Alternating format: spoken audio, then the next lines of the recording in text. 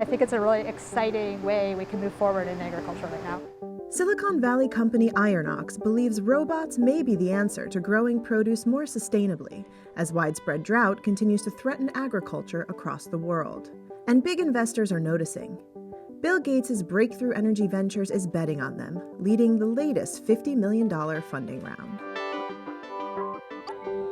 At the company's 10,000 square foot greenhouse in Gilroy, California, robots are integrated with a hydroponic system the company is using to grow produce. A robot named Grover moves pallets of produce, mostly Genovese basil, around the facility. It's a delicate task. Each pallet, known as a module, carries 80 gallons of water with roughly 70 seedlings, around 1,200 pounds of material.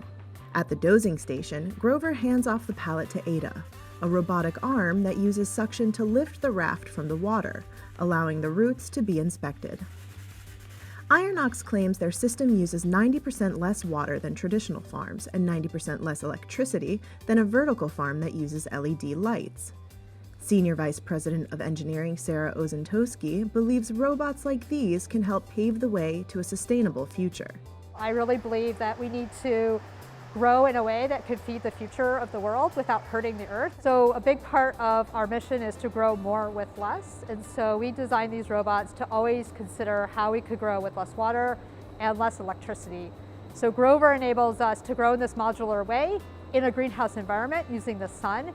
And then Ada allows us to precisely inspect and understand what's going on.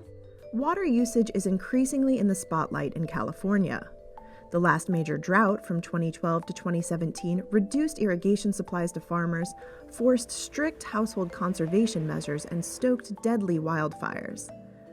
In this greenhouse, any water not used can be pumped back into the system to be reused later, Ironox CEO Brandon Alexander says. It's been an eye-opener. I think we're now at a stage where most people understand that conditions are only getting worse.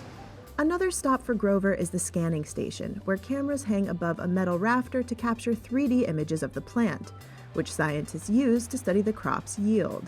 We want to give each plant exactly what it needs and nothing it doesn't. We have these sensors that plug into the module, and they check the nitrogen content. They check the potassium and phosphorus and acidity. And then they say, what is missing? What does that plant need that we're not giving it? Other produce in the Gilroy greenhouse includes Thai basil and strawberries, while at the San Carlos headquarters, they're working on cilantro, parsley, tomatoes, and others. They're currently building a 535,000 square foot greenhouse in Lockhart, Texas. There, they'll be using 5,400 modules.